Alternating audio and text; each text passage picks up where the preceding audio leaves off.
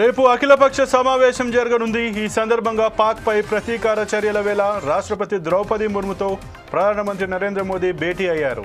పాకిస్తాన్ పాక్ ఆక్రమిత కాశ్మీర్లో ఉగ్ర స్థావరాలే లక్ష్యంగా చేపట్టిన ఆపరేషన్ సింధూర్ గురించి వివరించారు. ఈ నేపథ్యంలో కేంద్ర ప్రభుత్వం కీలక నిర్ణయం తీసుకుంది. రేపు అఖిలపక్ష సమావేశం నిర్వహించనున్నట్లు వెల్లడించింది.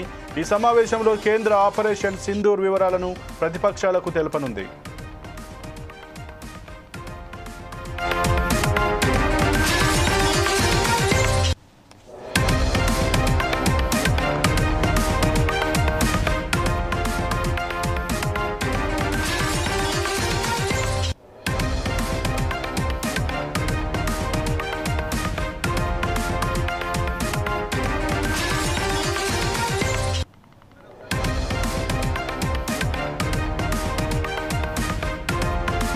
రేపు అఖిలపక్ష సమావేశం జరగనుంది. ఈ సందర్భంగా పాక్పై ప్రతీకార చర్యల వేళ రాష్ట్రపతి ద్రౌపది ముర్ముతో ప్రధానమంత్రి నరేంద్ర మోదీ భేటీ అయ్యారు.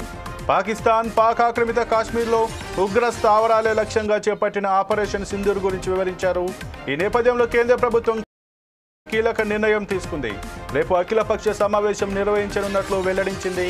ఈ సమావేశంలో కేంద్ర ఆపరేషన్ సింధూర్ వివరాలను ప్రతిపక్షాలకు తెలపనుంది.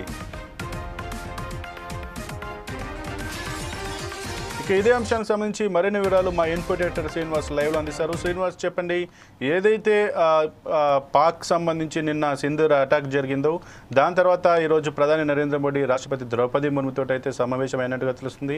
రేపు అఖిలపక్ష సమావేశం కూడా నిర్వహించేటువంటి అవకాశం ఉన్నట్టుగా తెలుస్తుంది. దేని గురించి మీ దగ్గర ఉన్న పూర్తి సమాచారం ఏంటి? రైట్ సంపత్, ఆపరేషన్ సింధూర్ తర్వాత భారత్ సక్సెస్ బాటలో నడుస్తుంది.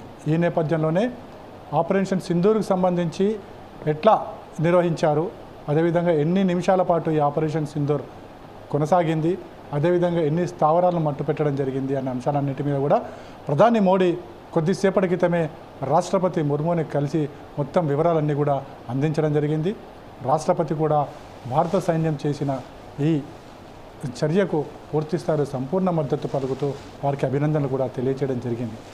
ఏదైతే నిన్న 1 గంట నుంచి అర్ధరాత్రి 1 గంట 1 నిమిషం నుంచి 1 గంట 24 నిమిషాల లోపల పూర్తి స్థాయిలో 9 లక్ష్యాలను, ఏవైతే ఉగ్రస్థావరాలను వాటి లక్ష్యాలను ఛేదించి తిరిగి భారత్ చేరుకున్న ఏదైతే భద్రతా దళాలను రాష్ట్రపతి ద్రౌపది ముర్ము కూడా అభినందనలు తెలియజేసింది. ఇక దీనికి సంబంధించి ఇట్లా ఉంటే రేపు అఖిలపక్ష సమావేశం జరగబోతుంది. రాజ్నాథ్ సింగ్ అధ్యక్షతన ఈ అఖిలపక్ష సమావేశం ఉండబోతుంది. అన్ని పార్టీలు కూడా హాజరు కాబోతున్నాయి. ఎందుకంటే ఆపరేషన్ సింధూర్కి సంబంధించి పూర్తి వివరాలను అఖిలపక్షం ముందు కేంద్ర ప్రభుత్వం పెట్టబోతుంది. అదేవిధంగా పాక్ ఒకవేళ గనక మళ్ళీ ఎదురుదాడికి తిరిగితే ఏం చర్యలు తీసుకోబోతున్నామన్న అంశాలన్నింటి మీద కూడా అఖిలపక్షానికి వివరించబోతున్నారు. అయితే ఆపరేషన్ సింధూర్ గురించి ఎవరికి ఇంతవరకు కూడా చెప్పకపోవడాన్ని ప్రతిపక్ష పార్టీలు అయితే కొన్ని ఆగ్రహంగా ఉన్నాయి. ఇలాంటి కార్యక్రమాలు ఎవరికి చెప్పకుండా చేయాల్సిన కార్యక్రమాలు కాబట్టి కేంద్రం కూడా దీనికి సంబంధించి ఏ ఒక్కటి కూడా బయటికి వెల్లడించకుండా ఈ ఆపరేషన్ సింధూర్ను సైలెంట్గా నిర్వహించి విజయవంతంగా పూర్తి చేయడం జరిగింది.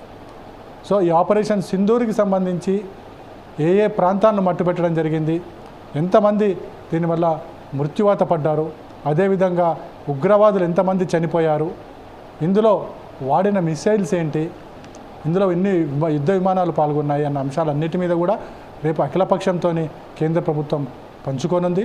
అదేవిధంగా భవిష్యత్ కార్యాచరణకు సంబంధించి భారత్ ఏం చేయబోతుంది, నెక్స్ట్ టార్గెట్ ఏంటి అన్న అంశాలన్నింటి మీద కూడా రేపటి జరగబోయే అఖిలపక్ష సమావేశంలో చర్చించబోతున్నారు.